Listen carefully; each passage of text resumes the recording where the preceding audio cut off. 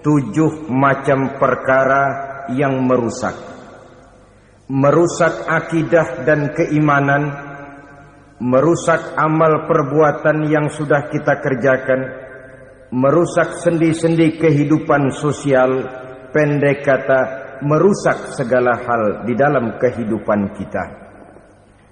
Jauhilah olehmu 7 macam perkara yang merusak. Yang pertama, asyirku billah, menyekutukan Allah subhanahu wa ta'ala. Agama dimulai dari keyakinan, maka kehancuran agama selalu dimulai dari kehancuran keyakinan, iman atau akidah yang dimiliki oleh seseorang. Dan untuk menghancurkan nilai-nilai iman yang kita miliki ini, orang rasanya tidak akan menghantam kita dengan peluru kendali. Orang tidak akan mengirimkan nuklir ke sini. Orang tidak juga akan mengirimkan satuan militernya ke sini. Untuk menghancurkan nilai-nilai iman, dibanjiri kita dengan paham-paham yang merusak dan mendangkalkan akidah. Baik ia bernama materialisme, baik ia bernama sekularisme, baik ia bernama banjirnya maksiat dan munkarat, baik ia bernama banjirnya peradaban dan kebudayaan yang menghancurkan moral daripada anak-anak kita, sedikit demi sedikit melenturkan dan melunturkan nilai-nilai keimanan kita, untuk kemudian pada waktunya nilai iman itu akan bertukar dan berganti menjadi nilai syirik kepada Allah subhanahu wa ta'ala. Atau pada sisi lain, menjadikan yang selain Allah sebagai tujuan akhir daripada kehidupan kita. Sedangkan kita sama-sama maklum bahwa di dalam pandangan agama Islam, dosa yang tidak berampun, dosa yang terbesar, termasuk dalam kategori bapak moyangnya dosa, tidak lain adalah syirik, yakni menyekutukan Allah subhanahu wa ta'ala. Pola penghancuran iman ini memang berstrategi. Ditawarkan kita kepada paham materialisme, paham kebendaan, di mana otak menempati urutan sebagai ranking pertama, Tuhan jatuh pada urutan kedua. Lalu menyusul kepada paham sekularisme, Allah dipisahkan dari seluruh kegiatan hidup ini, untuk pada gilirannya menjadikan yang selain Allah sebagai tujuan akhir daripada seluruh kegiatan hidup kita. Oleh karenanya, kewajiban menjaga nilai-nilai iman ini merupakan kewajiban yang mulia tetapi berat, tidak hanya untuk kita, tetapi juga bagaimana mewariskannya kepada anak-anak kita, generasi yang akan datang. Orang-orang tua bijaksana yang diceritakan di dalam Al-Quran, kalau sudah berpikir tentang anak-anaknya, pertanyaan yang paling mereka risaukan ialah, ma ta'buduna min ba'di. Anakku, kalau pada satu saat aku, ayahmu sudah tidak ada lagi di dunia ini, meninggalkan kamu semua, ma ta'buduna min ba'di, apa yang akan kamu sembah nak? Jikalau sekarang ayahmu masih mau ke masjid, masih mau melakukan ruku' dan sujud, masih beribadah menyembah Allah subhanahu wa ta'ala, kalau orang tuamu sudah tidak ada, ma ta'buduna min ba'di, masihkah engkau mau datang ke masjid? Masihkah engkau mau ruku' dan sujud? Masihkah engkau mau menyembah Allah subhanahu wa ta'ala? Pertanyaan ini yang dipikirkan oleh Nabi Yakub kepada putra-putranya. Pertanyaan ini yang diteruskan oleh Nabi Ibrahim kepada anak-anaknya. Pertanyaan ini yang diwariskan oleh generasi ulama salafus saleh kepada para generasi berikutnya. Bagaimana kita generasi sekarang? Kita orang-orang tua sekarang bukan berfikir ma ta'buduna min ba'di, malah yang kita fikirkan ma ta'kuluna min ba'di. Kalau bapak tidak ada nanti kamu makan apa nak? Perkara kamu nyembah apa? Urusan nomor 18. Yang penting kamu nanti hidup bisa makan, nak. Maka kita sibuk mewariskan harta kepada anak-anak kita. Kita sibuk mewariskan kebun dan tanah kepada anak-anak kita. Kita sibuk mewariskan pabrik kepada anak-anak kita. Sementara kita lupa mewariskan intan yang paling mahal, mewariskan mutiara yang paling berharga, yaitu nilai iman kepada Allah Subhanahu wa ta'ala. Alangkah baiknya apabila warisan harta, warisan tanah dan kebun, warisan rumah dan pabrik didasari lebih dahulu dengan mewariskan nilai iman kepada Allah Subhanahu wa ta'ala. Sebagai orang-orang tua, kita boleh bersedih kalau anak kita tidak mengerti komputer. Kita boleh bersedih kalau anak kita tidak mengerti matematika. Kita boleh bersedih kalau anak kita tidak mengerti bahasa Inggris. Tapi sewajarnya lebih bersedihlah kita orang tua jikalau mempunyai anak yang tidak kenal Allah sebagai Tuhannya, yang kemudian tidak mau rukuk dan sujud kepada Allah Tuhannya. Itulah kemalangan yang paling malang bila kita meninggalkan generasi yang tidak bertauhid kepada Allah Subhanahu wa ta'ala. Betapapun anak kita tidak ngerti komputer, saudara, paling-paling kerugiannya cuma kerugian dunia. Masuk dia ke alam barzakh, munkar nakir tidak akan sempat tanya kau belajar komputer apa tidak. Kumpul dia di padang mahsyar, malaikat juga tidak akan tanya matematikamu nilainya berapa.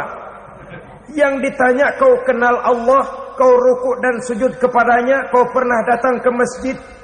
Oleh karena itu sekali lagi, menjaga nilai iman tidak hanya untuk kita, tetapi juga mewariskannya kepada anak-anak kita, generasi yang akan datang. Sungguh kemalangan yang paling besar apabila kita meninggalkan anak-anak kita. Mereka kita tinggalkan lemah ekonominya, itu tidak baik. Mereka kita tinggalkan lemah otaknya, itu pun akan membuat mereka tertinggal oleh yang lain. Tapi yang paling celaka, jikalau kita tinggalkan mereka dalam kondisi lemah imannya, rapuh akidahnya, tidak baik dan tidak betul keyakinan hidupnya. Oleh karena itu, Nabi berpesan, jauhilah 7 perkara yang merusak. Yang pertama, syirik kepada Allah Subhanahu wa ta'ala. Menyekutukan Allah baik dalam ucapan, dalam keyakinan ataupun dalam perbuatan. Ini perkara pertama yang termasuk 7 perusak besar di dalam kehidupan. Kalau sudah jatuh kita ke lembah syirik, bagaimanapun banyak kebaikan yang kita kerjakan, berjiwa sosial, bertangan pemurah, gemar menolong orang lain, kalau memang dasarnya syirik, maka seluruh kebaikan kita akan hancur, tidak akan ada nilainya dalam pandangan Allah Subhanahu wa ta'ala. Dalam pandangan manusia, mungkin kita dicatat sebagai orang sosial, gemar menolong orang lain, tidak berpangku tangan melihat orang yang mendapat kesulitan. Tapi oleh karena dasarnya syirik, dasarnya tidak mentauhidkan Allah, maka seluruh nilai kebaikan yang kita kerjakan tidak akan ada nilainya dalam pandangan Allah Subhanahu wa ta'ala. Maka jagalah iman kita jangan sampai dihinggapi penyakit syirik yang bagaimana kecilnya sekalipun. Sekali lagi, baik syirik dalam bentuk ucapan, syirik dalam bentuk keyakinan, sampai kepada syirik dalam bentuk perbuatan, kita berhindar kepada sifat-sifat yang sedemikian itu. Karena apa? Dalam satu ayat Quran Allah Subhanahu wa ta'ala menjelaskan, innallaha la yaghfiru ayyushraka bih wa yaghfiru ma duna dzalika liman yasha. Allah tidak akan memberi ampun kepada orang-orang yang menyekutukannya, tapi Allah masih mau memberikan ampun kepada dosa-dosa yang selain itu bagi orang-orang yang dikehendakinya. Dosa selain syirik, apabila kita bertaubat, Allah masih mau mengampuni. Tapi kalau sudah jatuh ke tempat syirik, itu sudah dosa yang tidak berampun. Taubatnya tidak lain melepas syirik, kembali kepada tauhid, berkeyakinan bahwa hanya ada Allah Subhanahu wa ta'ala, Tuhan satu-satunya, yang lam yalid wa lam yulad wa lam yakul lahu kufuwan ahad. Tidak beranak, tidak pula diperanakkan, dan tidak satupun yang dapat menyerupai Tuhan Allah Subhanahu wa ta'ala. Saudara-saudara kaum muslimin rahimakumullah, bahwa kita di zaman sekarang memang tidak menyembah berhala, ya. Bahwa kita tidak berterang-terangan mengatakan Tuhan lebih dari satu, memang. Bahwa kita tidak berkeyakinan Tuhan itu punya anak atau diperanakkan, tentu. Tapi dalam perbuatan dan i'tiqad kita kadang-kadang jatuh tanpa kita sadari ke tempat yang bernama syirik ini. Oleh karenanya, di zaman di mana teknologi makin canggih, di mana kemajuan pembangunan makin menjangkau berbagai aspek kehidupan, diperlukan keseimbangan antara kemajuan fisik material dengan kemajuan mental spiritual. Apabila tidak ada keseimbangan, yang terwujud tentulah kepincangan, yang diawali dengan pincangnya cara kita berpikir, sehingga pada akhirnya akan mengarah kepada pincangnya cara kita berbuat dan bertindak di dalam kehidupan kita. Oleh karena itu Nabi berpesan, jauhilah sifat syirik, karena syirik merupakan dosa yang teramat besar. Ini sifat merusak yang pertama. Yang kedua kata Nabi, wasihra, jauhilah sihir. Sihir ini juga termasuk perkara yang merusak kehidupan. Kita semua sama-sama maklum bahwa sihir sebenarnya bukan persoalan baru. Sejak sebelum datang Islam, sihir itu sudah ada. Di zaman Yunani kuno, sihir ada. Di zaman Mesir kuno, di zaman Cina kuno, dan yang lain-lain yang serba kuno, sihir itu sudah ada. Bahkan para nabi pun, para rasul yang diutus oleh Allah Subhanahu wa ta'ala, senantiasa berhadapan dengan ahli-ahli sihir untuk menguji kebenaran dari misi yang mereka bawa.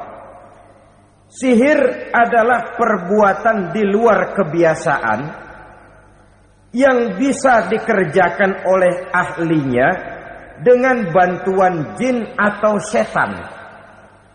Hukum mempelajari sihir adalah haram, mengamalkannya lebih haram lagi. Sebab itu saudara-saudara, sihir merupakan perbuatan merusak yang harus kita jauhi. Ciri-ciri daripada perbuatan sihir, pertama, ia mengandung tipuan, bayangan khayal. Di zaman Nabi Musa misalnya, orang melihat tambang-tambang itu seperti ular. Nabi Musa melayangkan tongkatnya menjadi ular-ular besar yang memakan ular-ular kecil ciptaan tukang-tukang sihir Fir'aun tadi. Lalu sihir bisa terjadi dengan bantuan jin kafir atau setan. Kemudian ciri yang ketiga, sifatnya halus dan tersembunyi. Taruh kata ada seorang ahli sihir yang mempergunakan ayat-ayat Quran sebagai jompa-jampe, sebagai baca-bacaan, itu cuma sekedar kedok.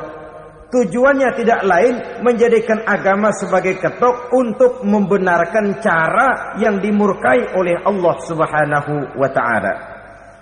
Satu hadis yang diriwayatkan oleh Imam Bazar dan Tabrani, Nabi berpesan, "Laisa minna man tatayyara lahu au takahhana au tukuhhina lahu au sahira lahu." Tidak termasuk ke dalam golonganku, kata Nabi. Tidak termasuk umatku. Siapa mereka? Man tatayyara lahu, orang yang bertatoyur. Apa tatoyur itu? Dari kalimat toyaro, artinya terbang. Toir biasa diartikan dengan burung. Tatoyaro percaya kepada suara-suara burung. Man tatayyara lahu, mempercayai, meyakini dengan benar-benar kepada suara beburungan. Kan suka ada itu, nah bunyi burung tuh, maling liwat. Maling liwat. Burung bunyi, maling liwat. Itu termasuk tatoyaro lahu, percaya kepada suara burung.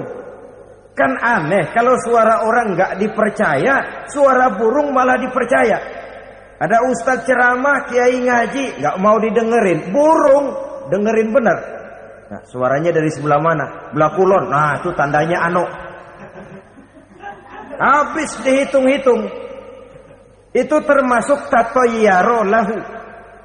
Au takahana, atau bertenung, au tukuhina, atau minta ditenungkan, au sahirolahu, atau melakukan perbuatan sihir, atau minta disihirkan.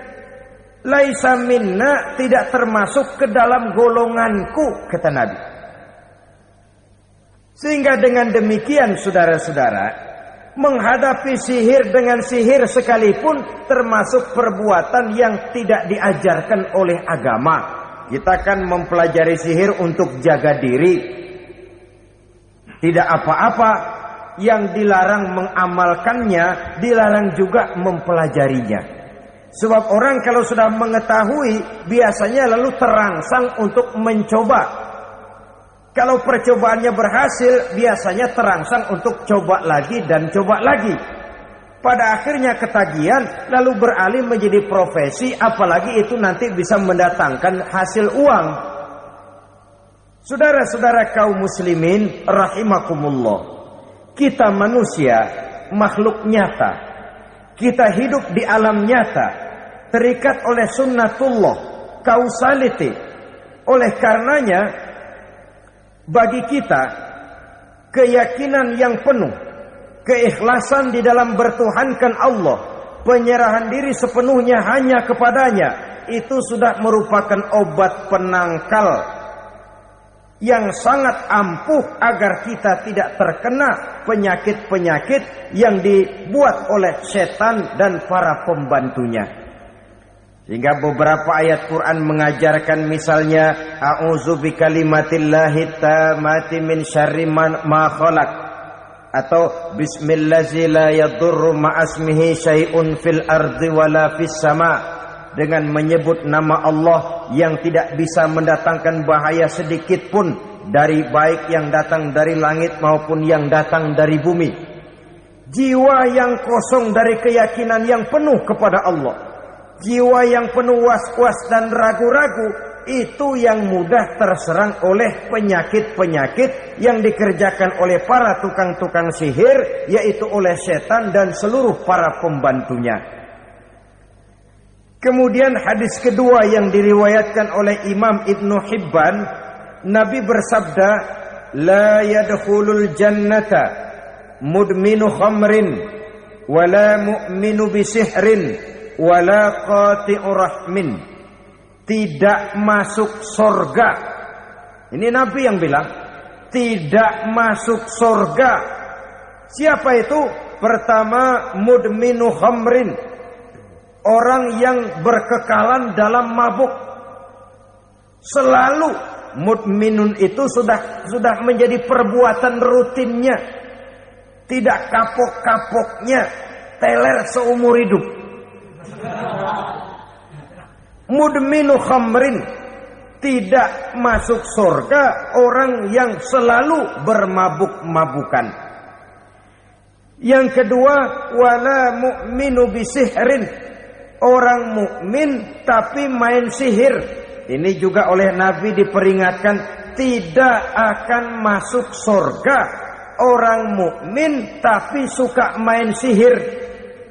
Wala qati'ur rahmin, dan tidak juga orang yang memutuskan silaturahmi. Tiga macam manusia yang diperingatkan Nabi tidak akan masuk surga: orang yang selalu mabuk, orang mukmin yang main sihir, dan orang yang memutuskan silaturahmi. Saudara-saudara kaum muslimin rahimakumullah. Lalu orang berkata, kenapa dilarang kita bersihir? Padahal Rasul sendiri kan punya mukjizat. Nah, kita memang harus membedakan antara mukjizat dengan sihir. Dalam kehidupan agama, kita kenal ada yang namanya mukjizat, ada yang namanya karomah, atau keramat biasa diucapkan, ada yang namanya maunah, ada yang namanya irhas, ada juga yang namanya sihir. Kesemuanya ini berbeda, saudara-saudara.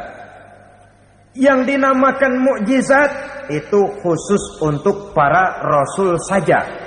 Satu kejadian luar biasa yang terjadi dilakukan oleh Rasul atas izin dari Allah Subhanahu wa ta'ala. Perbedaannya dengan sihir jelas. Sihir dari setan, mukjizat dari Allah. Sihir bisa dipelajari, mukjizat tidak. Sihir umumnya untuk maksud-maksud yang tidak baik, sedangkan mukjizat untuk memperkuat kebenaran yang disampaikan oleh para rasul dan ditentang oleh umatnya. Bahkan kafir Quraisy dahulu menganggap orang-orang ahli sihir itu berada dalam satu posisi yang hina, sehingga mereka mengatakan dan menuduh Nabi Muhammad sebagai tukang sihir. Tuduhan sebagai tukang sihir adalah tuduhan yang sangat aib dan hina. Di tengah masyarakat kufar jahiliyah, kedudukan tukang sihir dipandang sebagai kedudukan yang hina, sehingga mereka mengejek Nabi dengan sebutan tukang sihir. Jadi mukjizat hanya untuk Rasul saja. Kemudian karomah. Karomah ini asal kata dari karoma, kehormatan, kemuliaan yang diberikan Allah kepada hamba-hambanya yang rajin mendekatkan diri kepadanya. Oleh karena ketekunannya melaksanakan ibadah, Allah memberikan keistimewaan kepada orang itu, yang dengan keistimewaannya dia bisa mengerjakan yang tidak bisa dikerjakan oleh orang lain. Karomah hanya bisa dicapai dengan prestasi ibadah. Kalau sihir, mau ibadah apa enggak, asal dia belajar, bersatu dan berteman dengan setan, memenuhi persyaratan-persyaratan setan, biasanya lalu bisa. Sedangkan karomah tidak mungkin terwujud tanpa orang mendekatkan diri sedekat-dekatnya kepada Allah Subhanahu wa ta'ala. Maka kita lihat biasanya orang-orang yang punya ilmu sihir, mukanya rata-rata nggak enak dilihat. Kumuh, jauh dari air wudhu, jauh dari sujud kepada Allah, malah berteman dengan setan, menjadi pelayan-pelayannya setan. Saudara-saudara, adapun maunah, keistimewaan yang diberikan Allah kepada hamba-hambanya yang belum sampai kepada tingkat wali, tapi orang itu lebih banyak kebaikannya daripada kesalahannya. Umpamanya, saudara jalan bertiga di pinggir jalan, saudara ada pada posisi di tengah, lalu bertiga ini ketabrak mobil. Menurut perhitungan saudara mati lebih dahulu, tapi terjadi hal yang aneh, dua teman saudara mati, saudara malah cuma luka dan lecet sedikit saja. Apa itu? Kalau kita lebih banyak kebaikannya daripada kesalahannya, itu yang dinamakan maunah, pertolongan yang diberikan Allah kepada hamba-hambanya yang lebih banyak kebaikannya daripada kesalahannya. Sedangkan yang dinamakan irhas, kejadian luar biasa pada diri seseorang pada waktu dia masih kecil, yang menunjukkan tanda-tanda keistimewaannya. Itu umumnya pada para nabi pada usia kecilnya sudah ada irhas, tanda-tanda istimewa. Jelas baik mukjizat, karomah, maunah maupun irhas berbeda dengan sihir. Sihir ini jelas saja merupakan bantuan dan persekutuan antara manusia dengan setan. Padahal setan, kata Allah dalam Al-Quran, innahu lakum aduwwum mubin, sesungguhnya setan bagi kamu adalah musuh yang sangat jelas. Saudara-saudara kaum muslimin rahimakumullah, di zaman sekarang dalam menghadapi beban kehidupan yang makin pelik, menghadapi stres yang tidak kunjung selesai, menghadapi persoalan-persoalan yang teramat berat, orang sering mencari jalan keluar kepada hal-hal yang menurut pendapatnya bisa meringankan beban moralnya itu. Pergilah dia mencari sesuatu yang dapat meringankan bebannya. Dan tidak jarang yang jatuh ke pangkuan tukang-tukang tenung, ke pangkuan tukang-tukang sihir, yang mereka itu oleh Quran dijelaskan kadzabal munajjimun walau sodaku. Tukang-tukang tenung, tukang-tukang sihir, mereka itu bohong walaupun benar. Maksudnya bohong walaupun benar artinya kalau yang mereka kerjakan benar itu sih kebenaran. Benar dengan kebenaran itu lain. Kebenaran, kebetulan bisa, tapi tidak untuk selalu. Apalagi kalau itu sudah membahayakan kehidupan orang lain. Jadi oleh karena itu Nabi berpesan jauhilah daripada sihir. Kalau sudah jauhilah dari sihir artinya ya jauhilah daripada mempelajarinya, jauhilah daripada bergaul dengan orang-orang yang ahli di bidang itu, karena dari pergaulan segalanya bisa menular. Baiklah saudara, ini yang kedua. Yang ketiga pesan Nabi, wa qatlan nafsil lati harramallahu illa bil haqq. Membunuh orang lain dengan cara yang tidak benar.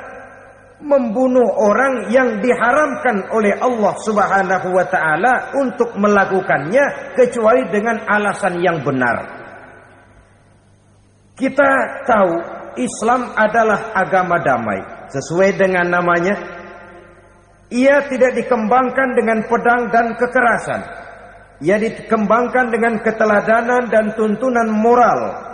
Oleh karena Islam bukan agama kekerasan, Islam pun tidak mementingkan dan mengajarkan kekerasan kecuali dengan alasan yang benar dan bisa dipertanggungjawabkan. Membunuh dengan sengaja, menghilangkan nyawa orang lain tanpa alasan yang bisa dibenarkan adalah merupakan dosa besar dan satu di antara 7 perkara yang bisa mendatangkan kerusakan dalam kehidupan dan yang hendaknya harus kita jauhi. Saudara-saudara kaum muslimin rahimakumullah. Beberapa waktu yang lalu di sebuah kota kecil yang indah bernama New Auckland. Saudara tahu New Auckland? Itu dari Gunung Kidul masih ngidul lagi. Pernah diadakan satu seminar yang membicarakan bagaimana menyelamatkan masyarakat manusia dari bahaya Perang Dunia Ketiga. Diperkirakan kalau terjadi Perang Dunia Ketiga, manusia tidak akan tersisa. Sebab apa? Pada waktu itu cadangan nuklir yang dimiliki oleh bersama Amerika dan Rusia konon sudah sanggup memusnahkan 6 miliar manusia pada saat jumlah manusia baru 5 miliar. Jadi kelebihan nuklir dunia ini. Kalau terjadi Perang Dunia Ketiga, sulit manusia untuk tersisa. Maka dibahaslah di dalam seminar itu, wah, supaya tidak terjadi Perang Dunia Ketiga, maka perlombaan membuat senjata-senjata canggih, alat-alat pembunuh modern harus segera dibatasi. Dibahas, tidak mungkin kita membatasi perlombaan membuat senjata. Kenapa? Makin maju ilmu dan teknologi, makin canggih senjata yang ditemukan. Atom sudah meningkat menjadi nuklir, nuklir sudah meningkat menjadi neutron, dan kita tahu bom yang bernama neutron ini bom yang cukup membunuh tanpa perlu merusak. Artinya kalau dia diledakkan di kota kita ini, bangunan utuh, jembatan tidak ambruk, rumah-rumah tetap berdiri, tapi semua yang bernama hidup mati. Itu katanya lebih sopan dari bom atom. Sebab kalau si atom ini sudah membunuh, merusak pula. Neutron cukup membunuh saja tanpa perlu merusak. Jadi majunya senjata-senjata teknologi sebagai akibat yang logis dari kemajuan ilmu pengetahuan ini tidak bisa kita batasi. Dan memang sebenarnya yang bahaya bukan senjatanya, tapi manusia yang mengendalikan senjata itu. Mereka kembali kepada prinsip the man behind the gun. Bukan senjatanya yang bahaya, tapi manusia yang mengendalikan senjata itu yang bahaya. Walaupun senjatanya modern, katakanlah model M16 umpamanya, kalau yang mengendalikannya orang beriman, insya Allah aman. Tapi biar megang cuma senapan angin, kalau yang megang orang brutal, ngeri kita deket-deket. Apalagi kalau memang bukan ahlinya menggunakan senjata, bisa ngeker kaki kena jidat.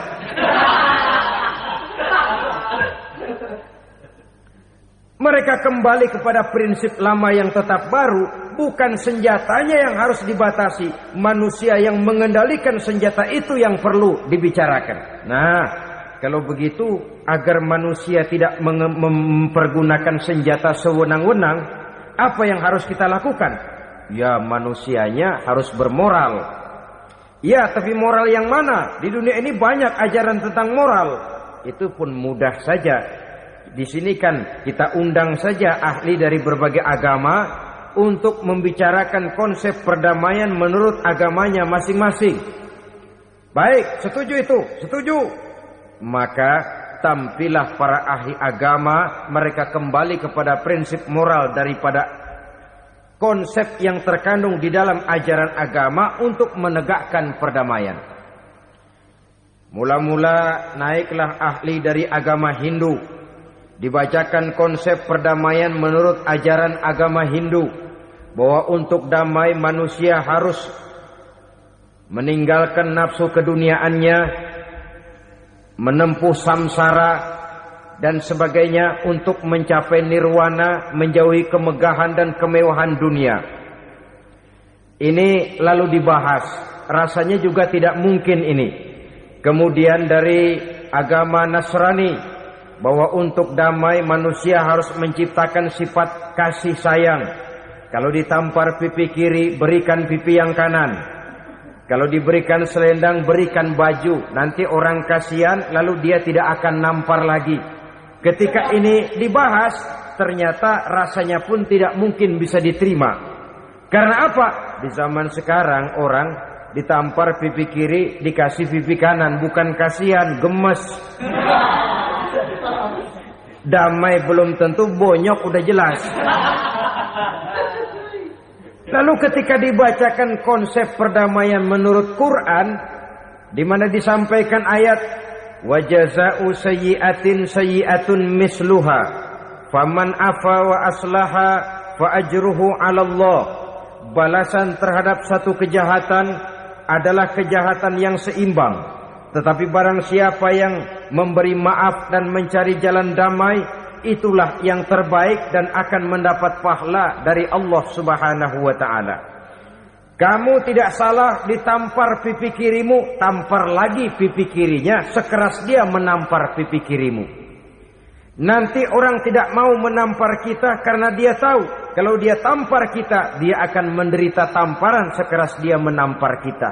Akan terjadilah prinsip saling hormat menghormati, tidak saling ganggu, tidak saling usil, tidak saling jahil. Atas dasar ini perdamaian bisa ditegakkan. Mereka bisa menerima konsep ini, tapi kemudian seminar ditutup tanpa satu keputusan resmi. Kenapa? Terus terang mereka kagum dengan konsep Islam.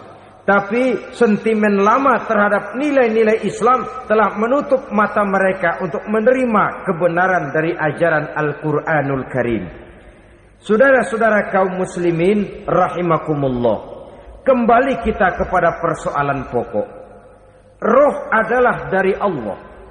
Dia akan kembali kepada Allah. Milik mutlak dari Allah. Tidak pantas kita merampasnya dari orang lain. Tidak wajar kita menghilangkannya tanpa alasan yang dibenarkan oleh agama. Di zaman sekarang akibat persaingan hidup yang makin tajam, lapangan kerja yang makin sulit, tensi ekonomi yang makin tinggi, atau karena nilai moral yang makin rendah, atau juga karena rapuhnya pegangan orang kepada agama, nyawa rasanya sudah sedemikian murahnya. Berbagai kasus membuat berdiri bulu roma kita. Ada mayit, ada manusia dipotong 6, dicincang macam kambing. Ada yang dipotong 5, ada yang dipotong 13, dikardusin, dibuang ke tempat sampah. Inna lillahi wa inna ilaihi raji'un. Gejala apa ini? Kanibalisme. Manusia sudah demikian sadisnya, manusia sudah sedemikian buasnya, sehingga sesama manusia diperlakukan seperti hewan. Padahal hewan sendiri belum pernah macan makan macan, bagaimanapun buasnya macan. Belum pernah serigala memakan serigala, bagaimanapun brutalnya serigala. Tetapi manusia makan manusia di zaman sekarang kadang jadi kenyataan dalam kehidupan kita. Kadang persoalannya remeh saja. Soal uang 200 perak, pisau bicara, nyawa melayang.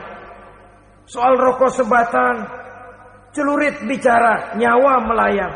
Soal-soal yang sama sekali tidak prinsip, begitu mudah kita menghilangkan nyawa orang lain. Padahal Nabi pernah memperingatkan, apabila dua orang muslim sudah berkelahi dan berbunuh-bunuhan, al-qatil wal maktul finnar, yang membunuh dan yang terbunuh dua-duanya neraka. Sahabat heran, ya Rasul, kalau yang terbunuh, kalau yang membunuh masuk neraka itu sih wajar, tapi yang terbunuh kenapa neraka juga?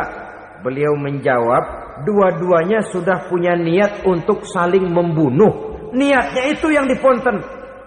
Yang terbunuh cuman lagi apes aja, keduluan dia. Umpama tidak terbunuh, pasti dia yang akan membunuh. Oleh karenanya al-qatil wal maktul, yang membunuh dan yang dibunuh finnar, dua-duanya masuk ke dalam neraka. Islam menghormati kehidupan. Tidak hanya terbatas kepada sesama muslim, orang-orang yang berlainan agama pun yang mau hidup berukun, damai, berdampingan dengan umat Islam, jiwa mereka, darah mereka dilindungi oleh nilai-nilai Islam yang disebut dengan kafir zimmi ini. Mengganggu mereka sama saja dengan mengganggu aku, kata Nabi. Jadi oleh karena itu, sayangilah sesama. Kehidupan adalah anugerah Allah, bukan wewenang kita untuk mencabutnya dari orang lain, bukan wewenang kita untuk merampas dan menghilangkannya dari orang lain. Apa yang tidak enak terjadi pada diri kita, begitu pula lah apabila terjadi pada diri orang lain. Sehingga Nabi mengatakan, la yu'minu ahadukum hatta yuhibba li akhihi ma yuhibbu li nafsihi. Belum dikatakan beriman seseorang kamu apabila dia belum mencintai saudaranya seperti ia mencintai dirinya sendiri. Apa yang enak dirasakan oleh orang lain, enak juga dirasakan oleh dia. Mengukur orang lain dengan diri sendiri. Kalau orang lain tanpa salah saya fitnah, kalau saya tanpa salah difitnah orang, enak apa enggak? Enggak, orang lain juga begitu. Kalau orang lain tanpa salah saya tempeleng kepalanya, enak apa tidak? Tidak. Orang lain juga begitu. Yang tidak enak terjadi pada diri kita, tentu tidak enak juga kalau terjadi pada orang lain. Mengukur orang lain dengan diri sendiri, sehingga tidak timbul sifat egois, tidak menari di atas bangkai orang lain, tidak mendirikan kebahagiaan di atas untayan air mata orang lain. Sehingga dengan demikian saudara-saudara, dia bisa menghormati kehidupan, menghormati orang lain sebagaimana dia ingin dihormati. Inilah perbuatan ketiga yang merusak, membunuh orang lain dengan yang diharamkan Allah tanpa alasan yang benar. Yang ketiga. Kemudian yang keempat, perbuatan merusak wa aklar riba, makan riba. Hidup adalah tolong menolong. Bahasa kerennya take and give katanya. Saling memberi dan saling menerima. Nabi mengajarkan man kuraba kurbatan min kurabid dunya karaballahu lahu kurbatan min kurabi yaumal qiyamah. Wallahu fi aunil abdi madamal abdu fi auni akhihi. Siapa yang meringankan beban dari beban-beban yang derita seseorang di dalam kehidupan dunia, Allah akan meringankan bebannya daripada beban-beban yang harus dipikulnya di hari kiamat nanti. Wallahu fi aunil abdi madamal abdu fi auni akhihi. Allah senantiasa akan menolong seorang hamba selama hamba itu masih mau menolong saudaranya. Allah selalu akan menolong seorang hamba selama hamba itu masih mau menolong saudaranya. Apabila kita sudah berpangku tangan terhadap kesulitan orang lain, biasanya pun pada saat kita mendapat kesulitan, kita akan sulit juga memperoleh pertolongan. Nah, riba alias renten, kedoknya adalah menolong orang, tapi sama juga bulu buntutnya dilepas, palanya dicekek.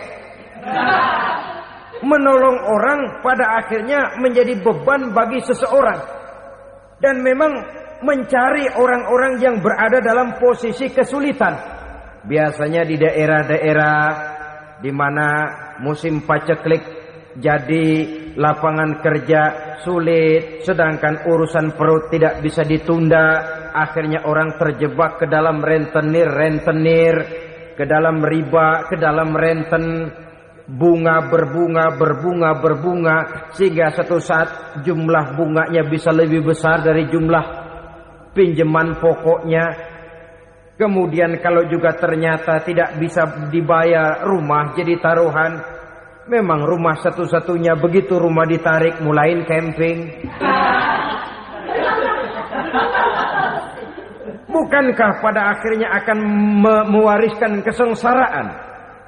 Oleh karena itu, kepada kita berusahalah jangan berhubungan dengan rentenir, jangan makan renten dan riba. Kepada mereka yang melaksanakan riba, walaupun mendatangkan keuntungan materi, tapi percayalah harta yang didapat dengan jalan riba tidak akan membawa keberkahan. Manakala tidak membawa keberkahan, dia tidak akan mendatangkan ketenangan di dalam kehidupan kita. Oleh karenanya memakan harta riba termasuk perbuatan yang merusak sendi-sendi kehidupan sosial, merusak kehidupan orang lain, merusak kehidupan masyarakat, tetangga, pergaulan dan sebagainya. Yang kelima, wa akla malil yatim, memakan harta anak yatim dengan cara yang zalim. Nih, memang lezat. Anak yatim itu nggak tahu urusan apa-apa. Kita diamanahkan untuk mengurusinya. Kadang-kadang dibentuklah panitia penyantunan yatim piatu. Yatimnya mah tetap kelaparan, panitianya yang pada gendut.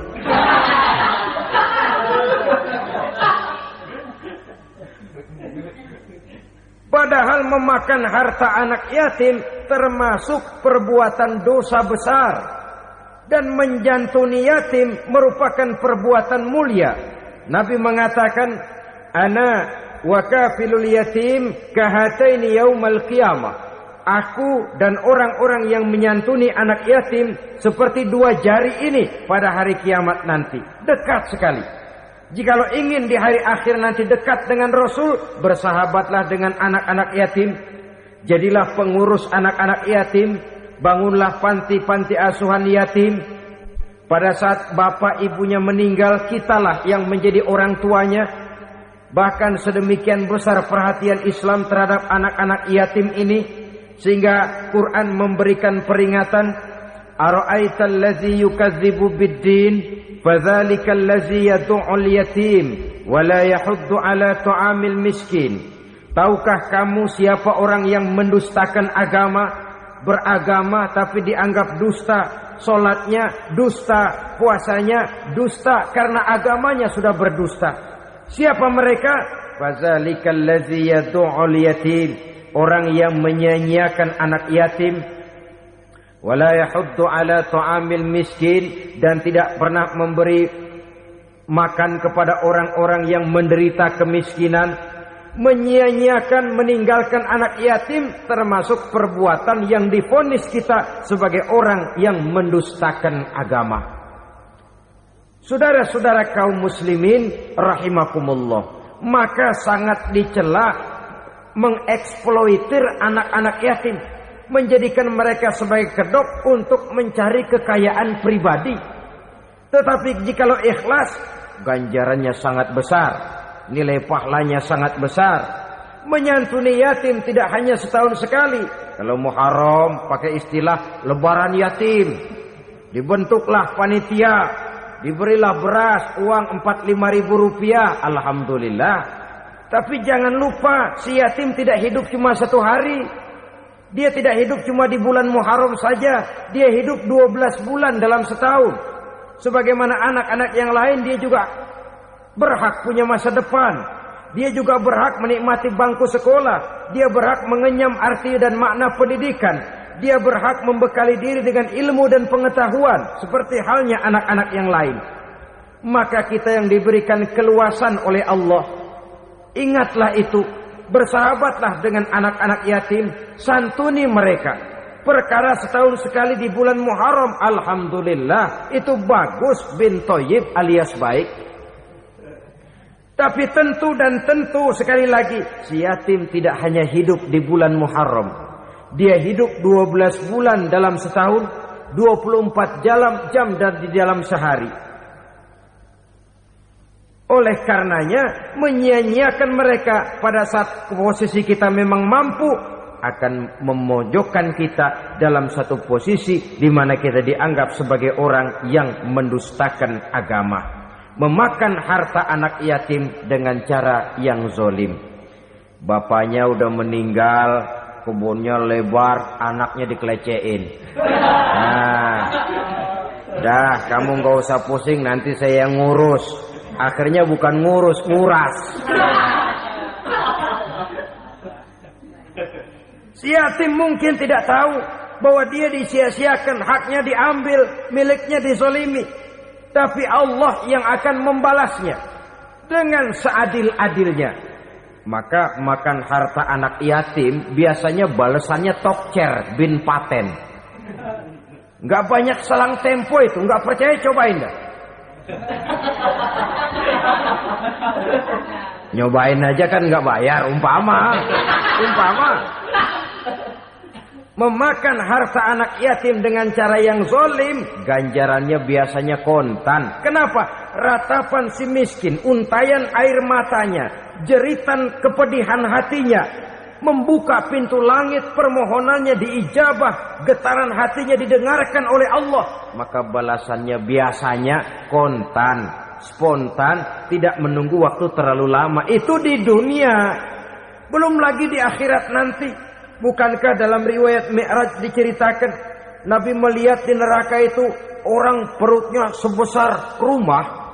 La haula wala quwata. Itu perut kayak rumah, bagaimana jalannya tuh orang.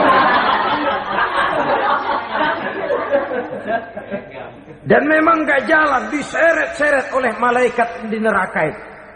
Hancur perutnya, amburadul itu perut. Berantakan isinya, dibulatkan lagi, diseret lagi, hancur lagi, dibulatkan lagi. Sampai Nabi tanya, orang itu begitu berat siksanya kenapa ya Jibril? Itu Muhammad, waktu di dunia dulu rakus banget makan harta anak yatim. Begitu vonisnya, begitu menyedihkan nasibnya di akhirat. Tapi di dunia pun ketidakberkahan itu sudah membayangi kehidupannya. Oleh karena itu, kepada saudara-saudara yang mendapat titipan anak yatim, berbahagialah. Karena semulia-mulia rumah adalah rumah yang di dalamnya ada anak yatim yang disantuni. Sehina-hina rumah adalah rumah di mana di dalamnya ada anak yatim yang disia-siakan. Begitu kata Nabi kita. Rumah yang paling mulia dalam pandangan Allah, rumah yang di dalamnya ada anak yatim yang disantuni. Rumah yang paling hina dalam pandangan Allah, rumah yang di dalamnya ada anak yatim yang nasibnya disia-siakan. Berbahagialah saudara apabila menjadi penyantun anak-anak yatim, pelindung mereka, sehingga mereka mempunyai masa depan sebagaimana anak-anak lainnya. Rasulullah sendiri sedemikian peka terhadap keadaan anak-anak yatim karena beliau sendiri memang mengalami umur 6 bulan dalam kandungan ibu, beliau sudah ditinggalkan oleh ayahnya. Pada saat berusia 6 tahun ibu sudah meninggal. Yatim piatu dalam usia di mana beliau sedang perlu belas kasih seorang ibu dan pengertian seorang bapak. Kepekaan itu lalu timbul, bahkan kemudian sampai kepada beliau berkata, aku dan orang yang menyantuni anak yatim seperti jari tengah dan jari telunjuk di hari akhirat nanti. Sedemikian dekatnya. Baiklah ya, jadi yang kelima, memakan harta anak yatim. Jauhi karena ini perbuatan yang merusak. Yang keenam, watawalli yaumaz zahfi. Melarikan diri pada hari pertempuran. Apa ini? Khianat. Tidak konsekuen dengan konsep perjuangan. Pada mulanya keras benar teriak, berantas korupsi, ganyang korupsi. Cuma karena belum dapat giliran. Begitu dia naik dapat kesempatan, korupsinya lebih edan dari yang diteriakinya. Ini termasuk tawalli yaumaz zahfi. Berpaling pada hari peperangan. Di saat menghadapi musuh. Kalau belum kelihatan musuh, teriaknya nyaring bener. Jangan takut demi kebenaran sampai titik darah yang paling penghabisan. Musuh belum kelihatan. Begitu musuh sudah kelihatan, paling dulu lari ke belakang. Kalau diajak berjuang ada saja alasannya. Sehingga Quran memberikan peringatan kepada kita semua. Mengapa kamu ini berat? Kalau sudah diajak berjuang di jalan Allah, kakimu seperti terhunjam berakar di perut bumi. Berat untuk melangkah berjuang. Lari dari pertempuran tidak konsekuen dengan konsepsi perjuangan. Mau enaknya saja. Dalam kondisi yang sulit lalu berpangku tangan. Ini termasuk ciri munafik yang di dalam Al-Quran disindir dengan bahasa kullama adha'a lahum masyaufi wa iza azlama alaihim qamu. Waktu terang mereka jalan, giliran gelap mereka mandek. Artinya maksudnya kalau giliran ada untungnya aja rame-rame teriak Islam. Tapi begitu diminta berjuang, dituntut berkorban, rame-rame mundur. Waktu dilihat di Islam ada untungnya, rame-rame teriak Islam. Pak, saya Islam banget, Pak. KTP saya Islam, Pak. Pokoknya Islam banget dah. Tapi ketika diminta berjuang, dituntut sedikit berkorban, rame-rame mengundurkan diri. Tahun 65 PKI berontak. Waduh, waktu itu jadi orang Islam untung itu. Nggak dikejar-kejar, aman. Masjid rame, mobil-mobil mewah parkir di depan musola dan masjid. Kenapa? Waktu itu asal udah ke masjid aman. Islam selamat, untung. Tapi begitu keadaan aman, yang parkir di musola sepeda butut melulu.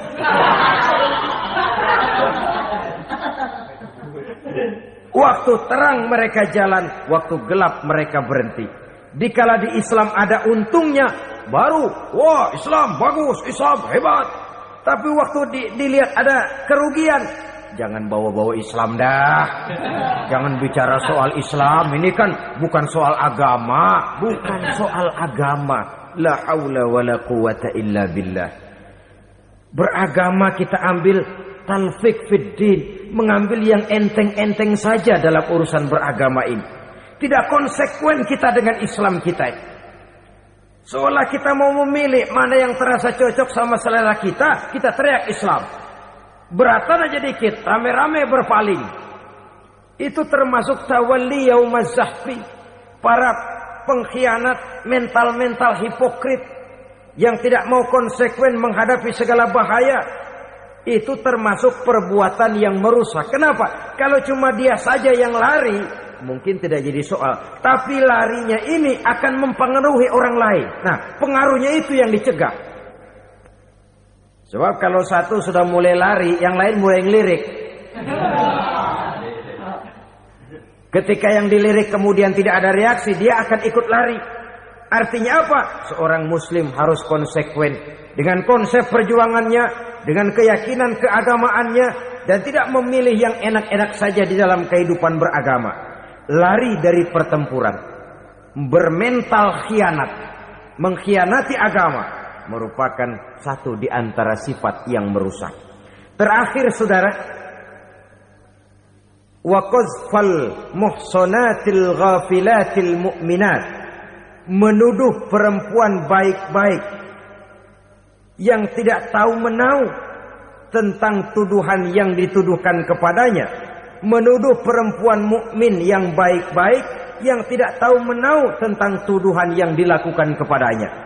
Fitnah lebih bahaya daripada pembunuhan. Orang yang tidak salah bisa hancur namanya. Orang yang berniat baik bisa ambruk perjuangannya oleh karena fitnah. Sehingga dikatakan al-fitnatu asyaddu minal qatli. Fitnah lebih bahaya daripada pembunuhan. Maka memfitnah ini termasuk satu dosa di antara 7 hal merusak yang harus kita jauhi semampu kita, semampu-mampunya. Mengupayakan sebisa-bisanya jangan sampai terjebak ke dalam hal yang demikian. Nah, saudara-saudara, inilah saja pertemuan kali ini. Mudah-mudahan ada manfaatnya. Semoga Allah memberikan kekuatan zahir dan batin kepada kita untuk bisa menjauhi 7 perkara yang merusak ini. Selalu berusaha menyimpan sesuatu yang bisa membawa manfaat, baik untuk dirinya, untuk anak cucunya, maupun untuk keluarganya, untuk masa kini dan masa depannya. Kadang simpanan itu berbentuk uang, kadang berupa tanah, lain saat berbentuk pabrik, dan lain sebagainya. Sementara masa depan yang paling pasti adalah akhirat. Jika untuk masa depan dunia kita rela memeras keringat, membanting tulang, pergi pagi dan pulang petang, menyimpan uang, menyimpan tanah, menyimpan pabrik, pernahkah kita merenung jika satu saat kiamat datang, kita dibangkitkan dari kubur masing-masing, berdiri di padang mahsyar untuk mempertanggungjawabkan seluruh kegiatan hidup kita di dunia ini, lalu kita akan menuju ke alam akhirat. Sudahkah kita mempunyai simpanan untuk akhirat kita? Pada pertemuan kali ini saya ingin menyampaikan sebuah hadis di mana Rasulullah sallallahu alaihi wasallam bersabda, "Arba'un min kanzil jannah." Simpanan sorga ada 4 macam. Yang pertama, ikhfa'us shadaqah, menyembunyikan sedekah. Saudara-saudara kaum muslimin, sebagaimana yang kita maklum bahwa Allah Subhanahu wa taala melebihkan sebagian rezeki dari kita terhadap yang lain. Ada yang kaya, ada yang setengah kaya, ada yang miskin, ada yang setengah miskin, dan selanjutnya. Ada yang gajinya kecil tapi penghasilannya gede. Ada yang penghasilannya gede tapi nggak punya gaji. Ada juga yang memang gajinya gede dan penghasilannya gede. Kelebihan rezeki merupakan sunnatullah dan tidak harus membuat kita merasa lebih dari yang lain. Bahkan sebaliknya, kelebihan itu harus membuat kita ringan tangan untuk menolong mereka yang memang memerlukan pertolongan. Kalau saudara diberikan ilmu, maka pertanyaan akhirat cuma satu: ilmumu kau amalkan untuk apa? Kalau saudara diberikan umur yang panjang, pengadilan akhirat juga bertanya satu: umurmu kau habiskan di mana? Tapi kalau saudara diberikan harta, Pengadilan akhirat akan bertanya dua. Hartamu kau dapat dari mana? Kau belanjakan kemana? Dari mananya ditanya dan kemananya juga ditanya. Oleh karena kita akan dimintakan pertanggungan jawab, maka amanah yang bernama harta ini harus kita gunakan dengan sebaik-baiknya. Ada penggunaan yang merupakan kewajiban, itu zakat namanya. Ada penggunaan yang sewaktu-waktu, itu infak namanya. Ada yang lebih sewaktu-waktu lagi, dan itu sedekah namanya. Zakat dia terikat oleh haul dan nisab, oleh putaran batas waktu dan ukuran dari harta itu sendiri. Sedangkan infak terikat oleh situasi dan kondisi perekonomian seseorang. Sedangkan sedekah tidak terikat dengan apapun. Dalam kondisi seperti apapun kita bisa melakukan sedekah dengan yang terkecil sekalipun. Sampai-sampai Rasulullah sallallahu alaihi wasallam mengajarkan, la tahqiranna minal ma'rufi syai'an walau an talqa akhaka biwajhin talik. Atau ada hadis, tabassumuka fi wajhi akhika laka sedekah. Senyumanmu kepada temanmu adalah sedekah. Jadi untuk melakukan sedekah tidak harus dalam berbentuk uang. Dengan ilmu kita bisa sedekah, dengan tenaga kita bisa bersedekah, dengan pikiran kita bisa bersedekah, bahkan senyum kepada teman itu pun sedekah. Jadi kalau sedekah dengan uang memang belum punya uang, nyengir aja banyakin. Itu asal pada tempatnya, jangan lalu ketemu tiang listrik cengengesan. Tentu tidak pada tempatnya dan tidak wajar. Nah, sedekah yang paling dicintai Allah adalah sedekah yang disembunyikan. Artinya jauh dari sifat riya. Dan kadang-kadang ada orang sedekah itu disebutkan namanya. Apa tidak bagus? Kalau memang niatnya ikhlas, ya bagus-bagus saja. Untuk memberikan sugesti kepada yang lain. Di bulan bin bulan nyumbang sekian diumumkan. Boleh kalau niatnya untuk memberikan rangsangan kepada yang lain supaya dia menyumbang lebih besar dari orang tadi. Tapi kalau itu mendatangkan riya, maka sedekah yang paling dicintai Allah adalah sedekah yang disembunyikan. Tangan kiri saja tidak tahu apa yang diberikan oleh tangan kanan. Sedekah yang dilakukan dengan ikhlas akan merupakan perbendaharaan surga. Tersembunyi dari pandangan orang lain. Tidak seorang pun tahu. Karena memang sikap yang baik adalah melupakan kebaikan dan mengingat kesalahan. Itu salah satu ciri orang bahagia. Orang yang selalu mengingat kesalahannya dan berusaha melupakan segala kebaikannya. Kalau dia akan berada kebaikan, dia tidak bisa ikut, dia merasa rugi karena dia merasa belum pernah berbuat baik. Tapi kalau akan melakukan kesalahan baru, dia ingat kesalahan yang sudah-sudah, sehingga terhalang baginya untuk melakukan satu kesalahan baru. Demikianlah saudara-saudara, bahwa Allah melebihkan rezeki sebagian kita dari yang lain, agar terjadi tolong-menolong dalam kehidupan ini. Jadi kesenjangan yang nature, kesenjangan yang alami, itu sunnatullah. Ada yang kaya, ada yang miskin, ada yang kelas menengah. Nah, kenapa lalu sekarang kita berusaha mengentaskan kemiskinan? Oleh karena adanya kesenjangan struktural. Kalau yang kaya bisa semakin kaya, kenapa yang miskin tidak bisa naik jadi ikut sedikit kaya? Sebab pada dasarnya Islam adalah agama yang sejak turunnya sudah berupaya memerangi kemiskinan. Bahkan dikatakan kemiskinan itu mendekatkan kepada kekufuran. Orang kalau miskin udah dekat banget sama kafir. Gampang menjadi kafir. Berapa banyak saudara-saudara kita yang oleh karena soal perut, oleh karena soal materi, terpaksa meninggalkan dan menanggalkan akidahnya. Menjual petunjuk yang diberikan Allah dengan kesenangan dunia yang cuma sebentar ini. Na'udzubillah, summa na'udzubillah. Jadi makin kita sembunyikan satu sedekah, semakin banyak perbendaharaan kita di surga. Sedekah yang paling dicintai Allah adalah sedekah yang disembunyikan. Malahan ada seorang sufi Dia punya kebiasaan kalau pergi sholat Jumat dia bawa uang, itu uang dia taruh di bawah tikar masjid. Dia niat sedekah kepada siapa saja yang nemuin itu duit. Maksudnya apa? Supaya yang nemuin nggak tahu siapa yang punya duit. Demikian dia saking ingin menyembunyikan sedekahnya. Karena sifat riya itu bisa memakan amal kita sendiri. Riya itu termasuk menyebut-nyebut kebaikan kita. Orang yang suka nepuk dada, sedikit-sedikit ngitungnya kalau nggak gua. Tuh, kalau nggak gua tuh yang belas itu kalau nggak gua. Iya, kalau nggak lu kenapa emang? Orang yang suka menepuk jasa, terus biasanya memang begitu, saudara-saudara. Kalau perang lagi berkecamuk, orang nggak sempat ngaku jadi pahlawan.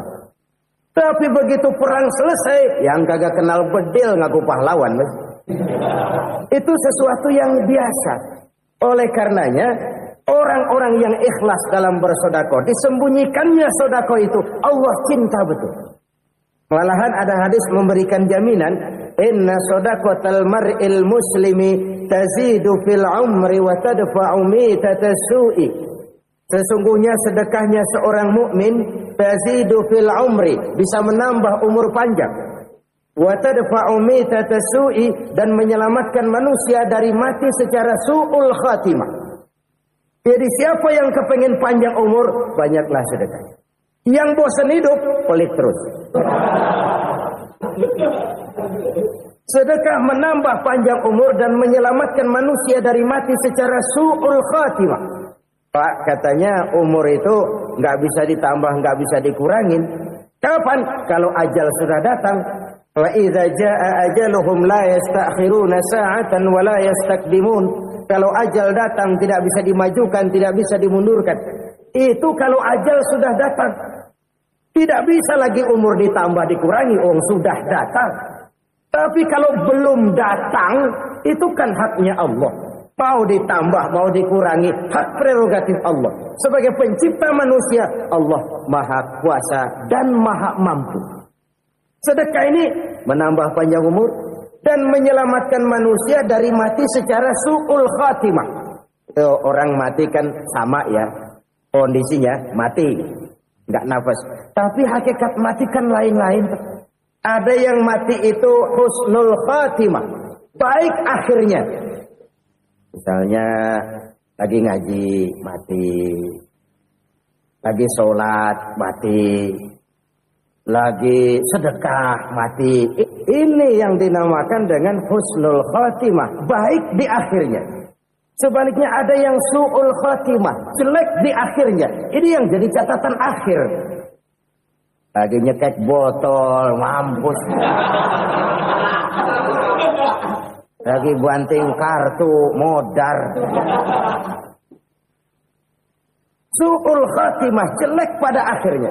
Sedekah menyelamatkan manusia dari mati secara su'ul khatimah. Kita semua kepengen mendapat husnul khatimah, jauh dari su'ul khatimah. Oleh sebab itu yang bisa menyelamatkan kita dari penyakit itu antara lain adalah sedekah yang disembunyikan, yang dikerjakan dengan ikhlas karena Allah, tidak karena kepengen dipuji orang, tidak karena ingin dikatakan orang pemurah. Sebab orang dermawan itu orang yang memberi tanpa harus diminta. Kalau masih harus diminta, ya belum dermawan namanya, masih harus diminta. Kalau nggak diminta ya tulus, lolos, polos. Saudara-saudara kaum muslimin rahimakumullah. Harta adalah amanat dan akan kita pertanggungjawabkan. Allah melebihkan rizki sebagian kita dari yang lain agar kita saling tolong menolong, bantu membantu. Nabi janjikan siapa yang meringankan beban saudaranya muslim di dunia, Allah akan meringankan bebannya di akhirat nanti. Sebuah jaminan dari baginda Nabi. Si orang yang kita bantu barangkali tidak bisa membalas, Allah yang akan membalas lewat jalan lain yang tidak pernah kita sangka-sangka. Ada orang tanya, Pak, ini ada orang nyumbang masjid sambil marah-marah, bagaimana? Saya bilang sumbangannya aja ambil, marahnya jangan. Marahnya jangan diambil, itu urusan dia. Saudara-saudara kaum muslimin rahimakumullah. Umat Islam ini kan umat yang punya potensi besar. Kadang kita merenung, kenapa kadang-kadang pembangunan masjid kok lambat sekali? Kalau hotel hari ini peletakan pertama, bulan depan peresmian. Supermarket hari ini peletakan batu pertama, minggu depan peresmian. Tapi kalau sudah yang namanya masjid, kadang-kadang peletakan batu pertama sekaligus jadi batu terakhir. 3 tahun, 4 tahun, campur nebar jalak di jalanan, duit dijaring kayak ikan sepat. Apa tidak ada orang Islam yang kaya? Banyak. Apa tidak ada pengusaha muslim yang jadi konglomerat? Ada. Lalu yang belum banyak itu yang komit terhadap nilai-nilai agamanya. Akhirnya kita jatuh jadi umat yang lemah. Belum ada pengusaha konglomerat muslim buka pabrik supermi cap beduk misalnya umpamanya atau pabrik kecap cap sorban supaya identitas keislamannya sedikit kelihatan. Kita jatuh jadi umat yang lemah karena potensi tidak terinventarisir dengan baik. Kita ini ibarat kompor yang cuma matengin nasi orang lain. Potensi kita dimanfaatkan oleh orang lain. Ukhuwah Islamiyah kita baru terbatas kepada silaturahmi. Ukhuwah di bidang ekonomi kita lemah. Ukhuwah di bidang kebudayaan kita lemah.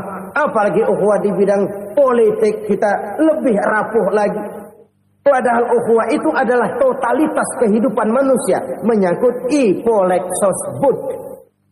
Memerlukan nilai-nilai ukhuwah. Jadi oleh karena itu mari kita menyadari. Di dalam harta kita, walaupun kita yang cari, pergi pagi, pulang sore, peras keringat, banting tulang, di sana ada harta anak yatim. Di sana ada hak masjid. Di sana ada hak pesantren. Di sana ada hak jihad. Berbahagialah seseorang apabila dia oleh Allah dijadikan keran. Keran itu menyimpan air, tapi tidak untuk dirinya, tapi disalurkannya kepada mereka yang memang memerlukannya. Saudara-saudara kaum muslimin rahimakumullah, ini yang pertama. Jadi perbendaharaan surga adalah menyembunyikan sedekah. Orang lain nggak tahu, kita pun nggak pernah ngitung-ngitung. Kita anggap lewat begitu saja, padahal itu deposit akhirat. Satu. Yang kedua, perbendaharaan surga itu apa? Wa kitmanul musibah, menyembunyikan kesulitan. Kadang orang takut menghadapi kesulitan. Tapi makin kita merenung, hidup ini kan sebenarnya urusan. Takut sama urusan ya jangan hidup. Tandanya orang hidup itu kalau punya urusan. Urusan melupakan problem. Problem sering menimbulkan kesulitan. Kesulitan bukan untuk ditakuti, tapi untuk diatasi dan dicarikan jalan keluarnya. Siapa sih orangnya yang gak pernah sulit-sulit? Makin tinggi status sosialnya, makin gede urusannya. Makin tinggi kualitas imannya, makin berat tingkat kesulitannya. Cuma memang yang namanya enak itu seperti pelangi. Biang lala itu nggak pernah di atas kepala kita, di atas kepala orang melulu. Lu sih enak lu, kata kita. Dia juga bilang yang enak kan lu. Pelangi itu nggak pernah di atas kepala kita. Kata tukang beca, aduh enak ya naik Mercy. Kata tukang beca, apa yang di dalam mobil Mercy? Aduh enak bener tukang beca, di jok ngeringkuk ngorok pules bener. Saya kamar pakai AC sejuk, tempat tidur sutra, empuk, alga, spring bed, pulak kulik nggak bisa pules kalau belum minum Valium, belum tidur. Enak bener tukang beca, di jok ngorok nggak tahu wetan kulot. Itu tukang beca bilang yang di Mercy enak, yang di Mercy bilang tukang beca enak. Inilah enak. Nggak pernah di atas kepala kita, di atas kepala orang lain melulu enak itu. Nah, saudara-saudara, yang merupakan perbendaharaan surga itu orang yang bisa menyembunyikan kesulitan, baik pribadi ataupun rumah tangga. Ini terutama rumah tangga yang jadi soalnya. Kadang-kadang kita ini kalau senang, sebaliknya, kalau senang kita diam, kalem aja, cuek. Banyak banget duit kita bawaan, diam aja udah. Malah ketemu orang takut. Tapi begitu susah, sekampung tahu. Padahal Nabi mengajarkan perbendaharaan surga itu menyembunyikan musibah, menyembunyikan kesulitan. Kalau enak, cerita sama orang-orang. Kalau nggak enak, rasain sendiri, tekan sendiri, atasin sendiri. Kita kan sebaliknya. Senang kita diam, asal lagi susah, paling tidak kita nyari teman buat cerita kesusahan. Siapa orangnya yang nggak pernah susah? Cuma soalnya bagaimana kita mengatasi kesusahan itu sendiri. Begitu juga misalnya kalau orang sudah berumah tangga, itu orang tuanya harus menjadi tempat dia cerita yang enak-enak saja. Yang nggak enak rasain berdua, selesaikan berdua, atasin berdua. Jangan dibalik. Asal senang diam, giliran susah saja. Maknya laporan. Terbalik. Bisa menjaga security informasi. Maka nama bayam keluar diam. Malah seluitan. Enak amat lo makan daging ayam. Security informasi. Saudara-saudara kaum muslimin rahimakumullah. Ujian yang terberat itu yang pernah diberikan kepada para nabi, para rasul, para aulia, para ulama. Makin tinggi keimanan, makin berat bentuk kesulitan. Ayo saya kemukakan satu contoh saja. Ada seorang nabi yang kaya, nabi kaya, namanya Nabi Ayub. Iblis kalau orang begini kan keki, ibadahnya rajin, kaya. Yang kayak begini susah digodain. Kalau ibadahnya rajin, miskin, kali bisa disogok. Sini imannya mantap, ibadahnya rajin, kaya, nabi lagi. Oh, tapi namanya iblis nggak kurang akal. Laporan, Tuhan, kenapa iblis? Ya ini bahasa saya, bahasa Qurannya sih nggak gitu. Itu hambamu yang namanya Ayub, dia rajin ibadah cuma karena dikasih kaya aja. Coba kasih miskin dia, berhenti dia sembahyang. Ah, kamu bisa aja. Saya tahu Ayub itu hambaku yang ikhlas. Saya buktiin Tuhan, silahkan. Dibuktiinlah, iblis turun ke alam ini. Yang mula-mula dia lakukan, dia rusak sawah ladang Nabi Ayub. Dia binasakan binatang ternak Nabi Ayub. Sehingga dalam waktu singkat, jatuhlah Nabi Ayub dari orang paling kaya, jadi orang paling miskin. Beliau masih ibadah di mihrab dalam masjid. Datang iblis. Saudara Ayub, ya. Lagi ngapain? Ibadah. Nyembah Allah, nyembah Allah. Oh, percuma. Kenapa? Tuhan yang ente sembah nih, dia udah bikin miskin ente. Sawah ladang ente hancur lebur, binatang ternak binasa. Sekarang ente jadi orang paling miskin. Ngapain nyembah Tuhan kayak begitu? Tekor. Udah berhenti dah ibadah, berhenti ibadah. Ini iblis sama Tuhan laporannya lain, yang dikerjakan kepada Nabi Ayub juga lain. Benar begitu iblis kata Nabi Ayub? Iya. Sawah ladang saya habis, buras. Binatang ternak saya binasa, binasa. Saya miskin, bangpak. Apa jawab Nabi Ayub? Bukan innalillahi, ya ini hebat. Alhamdulillahillazi a'tani wa akhadha minni. Segala puji bagi Allah yang telah memberikan harta kepada saya dan sekarang mengambilnya lagi. Alhamdulillah. Allah yang ngasih, Allah yang ambil. Itu mah urusan Allah. Iblis cuman ibadah jalan terus, sujud lagi Nabi Ayub. Iblis seleher gondok banget. Dasar Nabi nggak mempan dia apa-apain. Miskin malah alhamdulillah. Allah yang ngasih, Allah yang ngambil. Jadi kalau kita tidak komit, kita tidak terikat kepada kaya, miskin, senang, susah, apa yang bisa bikin kita susah? Jadikan kekayaan, kemiskinan, jadikan senang susah sebagai anak buah yang bisa kita atur.